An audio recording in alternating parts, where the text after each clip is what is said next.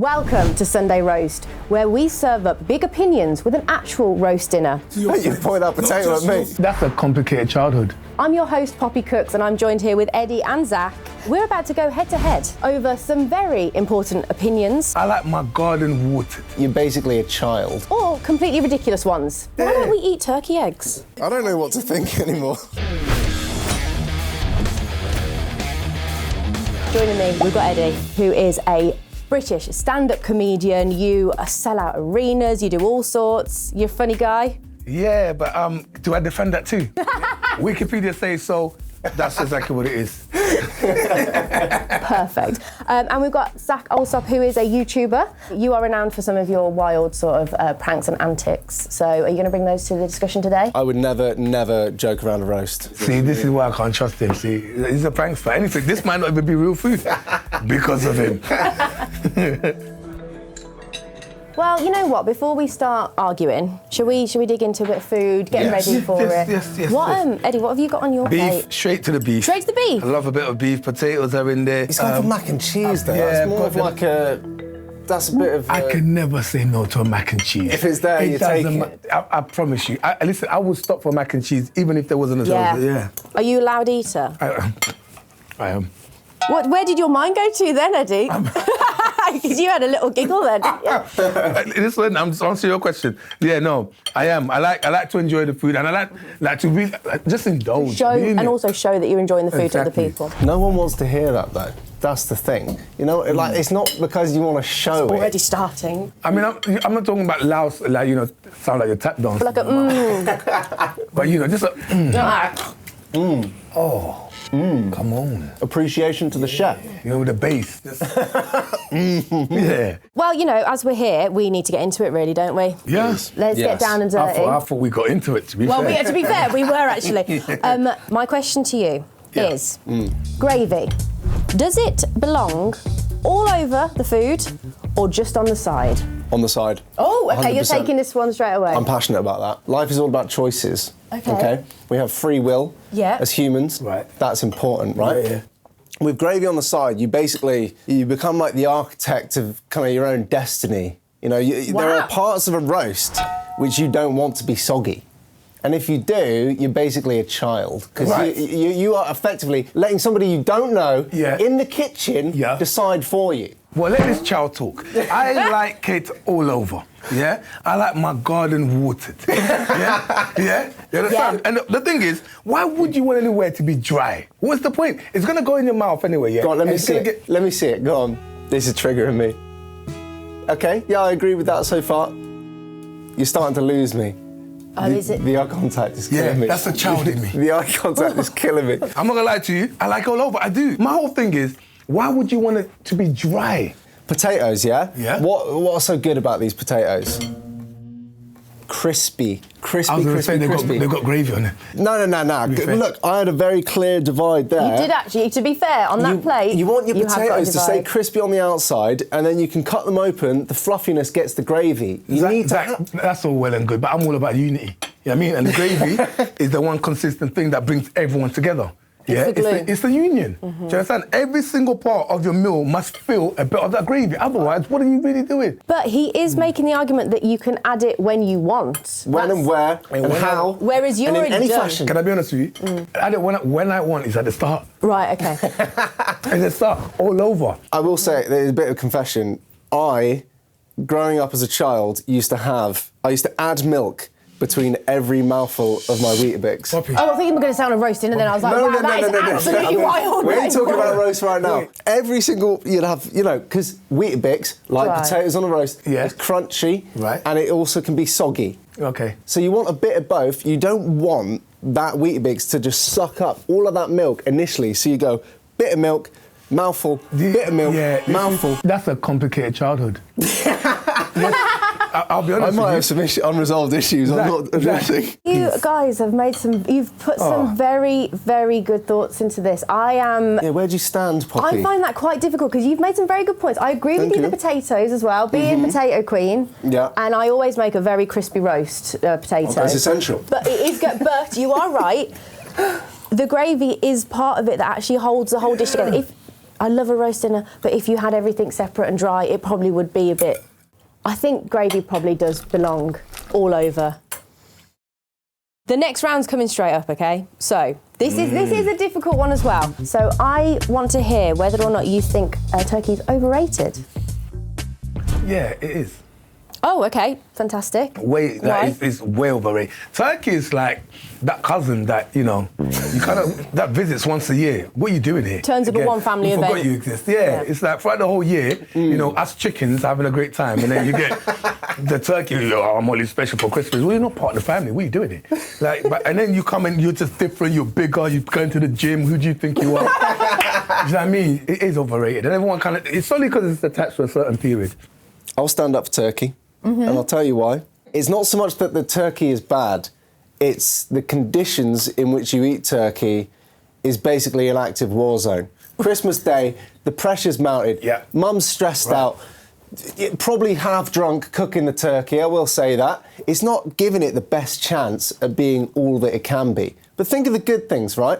It's a family-sized bird. That's great. You're going to cook like 4 chickens for Christmas? I'll be honest, keep it alive, let the kids play with it.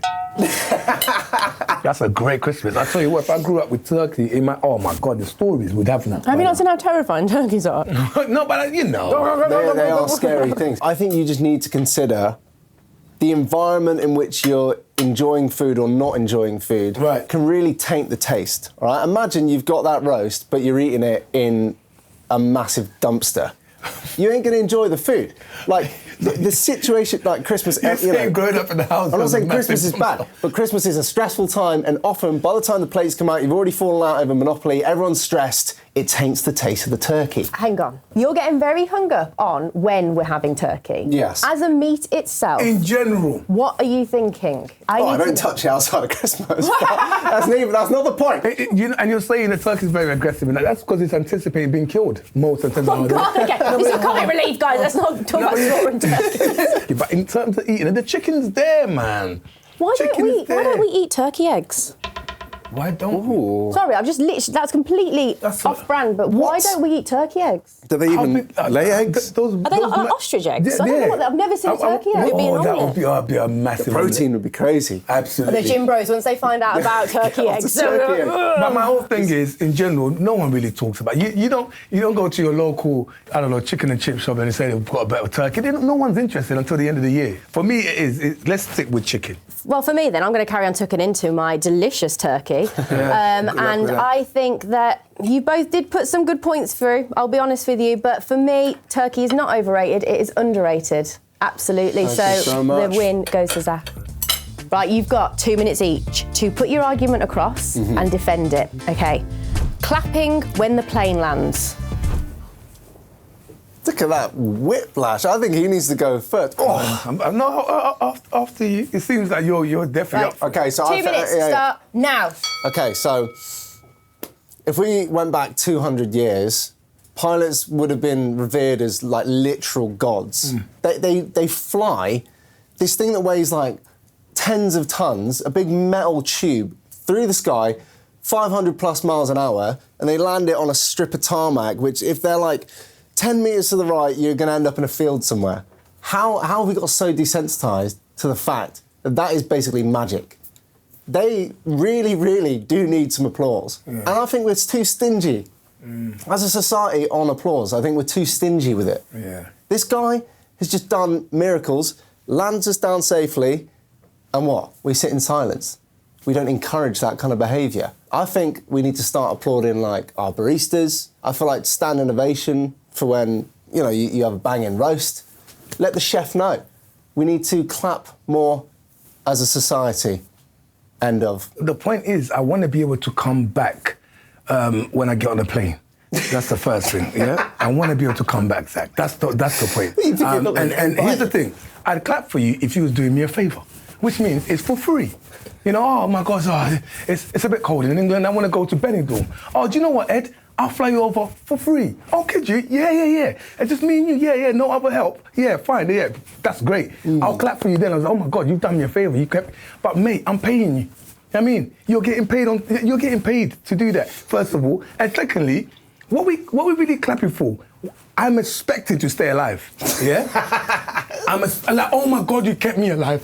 Like, so do you get on the plane and think, I'm gonna die? But you know what? If you keep me alive, your skill set goes up a notch. And also, what am I clapping for? Oh, would you like chicken or beef? Oh, I want beef, please. Oh, we've run out of beef, so you just have got to get the chicken. What are we clapping for? When I get there, it's like, oh, your bag is too big. I'm over 1 kg. So what you mean? Just 1 kg, get alive. What am I clapping for? What are we clapping for? And also, why are you putting on that silly voice at the start? Yeah. You got hay fever. What am I clapping for? The pilot doesn't really speak to us, does he? Does he really speak to us? You did almost convince me there, actually, with the whole it's a miracle and it's a tube in the sky. He's now thinking, oh, it's true, they're meant to keep me alive. That's what you're thinking. But I actually think the fact is, we're paying for it. We should probably be able to get where we want to go and be all right at the end of it. But this one, we're not happy on risk. That's it. What? My money leaving my bank account is a risk. Well, 50 quid for a Ryanair flight. 50 quid for a ride. Your life is in somebody else's hands. That's insane. And also, ding, ding. That's your 2 minutes was very Eddie, you've won this one for me, I'll be honest with you. I don't think we should be clapping. I think it's socially unacceptable. Now, this one's actually quite difficult. Small talk. Do we need it? Yeah. Oh, OK. I'll tell you why. Small talk is like the glue that holds us together as a society. But you won't put gravy on your dinner. What? Hang on. They're turning on me. No, I'm not. Without it, right, I think small talk is the gateway to big talk. And I think we need more big talk, but I think you can't go into the deep end, you need small talk. Imagine, right, how desensitised we are to kind of these kind of conversations. You're right. What is the normal answer that you get back from you're right? Not too bad. Yeah. That's insanity. That's a cry for help. Not too bad. That means that everything is bad, but it's not bad enough. Yeah. Like, that's crazy. So, it welcomes bigger questions. My favourite biggest question, which I would love to be able to talk to more people about, and it would be impossible without small talk, is, and I want you to answer, would you, for £10 million, cook a full roast dinner every single morning and eat it before 10 a.m. for £10 million? You have to do that every day for the rest of your life. Yeah. And if you don't, you've got to refund the money. Anything that you spent, you have to refund it. Oh, I'll do it. You'd do it? I just know how to treat myself after that. Yeah. You're allowed no private chefs to help you. OK, so How does small talk come into that, sorry? Because small talk is the lubrication. It's what gets you to that point. Oh, if you're in a lift with someone and you just hit them with that, See? they would literally get out of the next floor. They'd start like having their partner on speed dial. They'd be like, oh yeah, no, I've got no change for you. That's what I mean. It would be like backs to the wall kind of scenario. You kind of hit them with a, how are you? You know, how's your day? Okay, it's pretty cold out there, isn't it? It's the collective consciousness. It's the shared experience. It's small talk to bigger talk. Yeah, is pretty the nice process. outside, isn't it? Yeah, Okay. we both agree. We share that. Eddie, let's hear your side of the coin, small please. Talk. They always happen when you don't want to talk, innit? That's the problem with small talk. Do you know what I mean? Let's keep it as small as possible. I actually agree with small talk. I just want it to be really small. I want it to be minuscule. How small is small? Mini talk. I'll give you an example, right? To keep it real, my daughter don't want small talk in the morning. I made it clear to her. Your own daughter? Yeah, she knows that. We've had that. Because the thing is that, for example, in the morning, she's like, Daddy, let's play I Spy. And I'm taking her to school. I'm like, don't, no, I'm tired. I've never woken up. I'm only awake to take you to school. That's it. Let's not talk until later on when my day started. And here's the worst part. When I pick her up from school, she don't want to talk. So how was your day? Yeah. Say you're in a car, like Uber or whatever, yeah? And they take you somewhere and they want to start, so you've been living here long, how was your day? I'm like, mate, no. I mean, I've got 10 missed calls. If I really wanted to talk, I'd have picked up them phone calls. I just want peace. And I think sometimes small talk, you know what happens with small talk? We make up stuff. You don't really mean it. We do, don't we? When you tend to agree with a person all the time. It's like, let's keep it real. And the problem is, you want to start small talk, and the person keeps it real. Now you don't want to hear their problems. Don't you start with me, I'll tell you. That's when you have fun with it. You create a game out of it. You start to derail the conversation. Start lying. I told someone I was a doctor once in an Uber. I couldn't be asked to tell them the reality of my life. That's big talk. Yeah, because small talk gets the big talk. You've proven my point. Yeah, big talk is where it's at. You know, let's play tennis, not table tennis. That's a good quote. I'm just saying. You need to get that down. And definitely not paddle, but that's a story for another day. All right. Okay, look. I think I've got to agree with Zac on this one. I think if we don't have small talk, where are we just have either no conversation or something so deep you actually don't want to hear about it. We're at a tiebreaker here. This is difficult. You've both argued very well and very evenly. Yeah. But I've got one more question now. Now, this has been in the news recently. This is something that is a hot topic at the minute. Texting versus voice notes, okay? Where do we stand on this? Are you a voice noter or are you a texter? Oh. You're a nothing, just don't talk I to hate them. receiving voice notes. Oh, okay. I love a good It's selfish. You're a texter.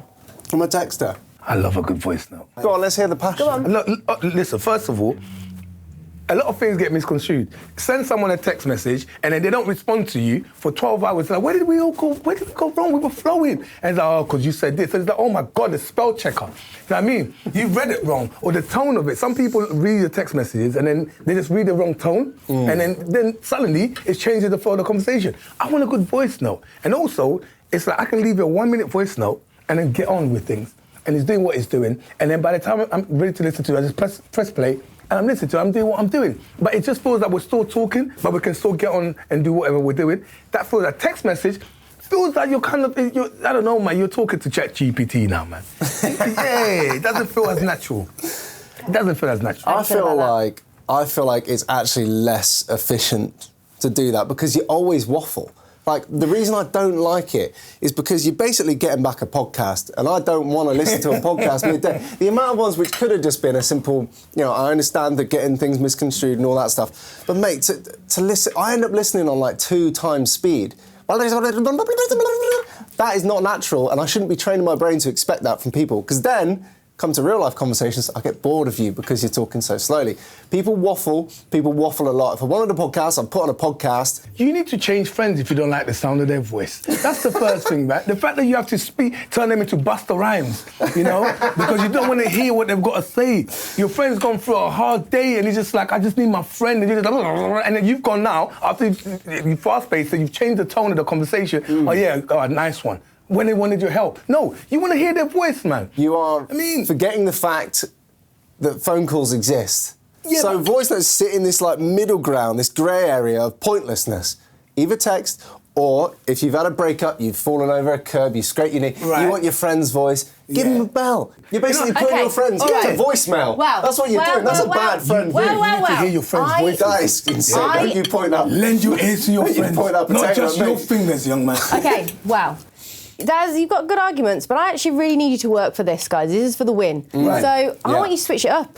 I need you to convince me the other way from your argument, please. Do you know what? I don't even know what I was talking about. Go on. I don't even know what I was... I do not like hearing people's voices. I've been hearing people's voices all day long. You don't agree with small talk. I get home... But exactly. Here's the thing. I get home, and then now I've got to hear your voices again. No. You know what? In my time, I'll respond to you when I want to. That's very when I get home, I turn into admin. It's funny you said that, because I actually really love voice notes. It's just my favourite thing. Because, you know what is the worst, right? When you're walking down the street and somebody's head down, they're walking towards you, and you're like, if I don't start navigating around you, we're going to be headbutting each other.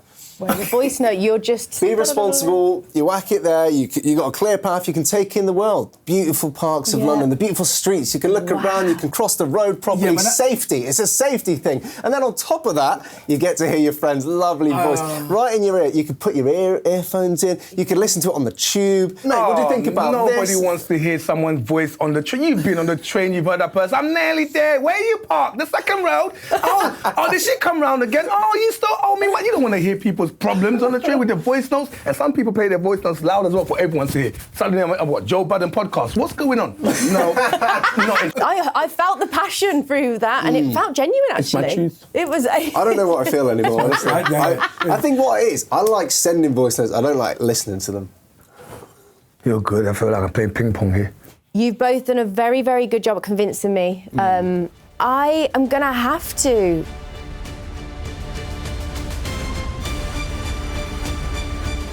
I'm actually going to go with the person who convinced me, not actually with the argument itself, but the one who actually convinced me the most on both sides of the coin. And I actually think it's got to go to Zac. I'm sorry. I won't lie to you. That was it. I stood my ground in public, but I went back to the party and said, that guy's good. Oh, hey, you're very gracious in defeat. I'm sticking my ground, but well done, mate. Well Good done. game, good game. Well, I'm sticking to my guns. That's it. That's the verdict. Thank you, Toby Carvey, for a delicious dinner, Cheers, Toby. which has been delightful. Yes. And remember, if you do want to add comments, if you disagree with us, if you agree with us, what are your thoughts? Do you have any other opinions about anything? Let us know in the comments. Join us next time for another Sunday roast. Look at this choice. Oh, I feel so emotional. So have you lied about everything so far? Or? The biggest lie you've ever made. And all it took was a voice note. Cheers. Oh my God. Have you had the potatoes? Yeah. Did you go beef?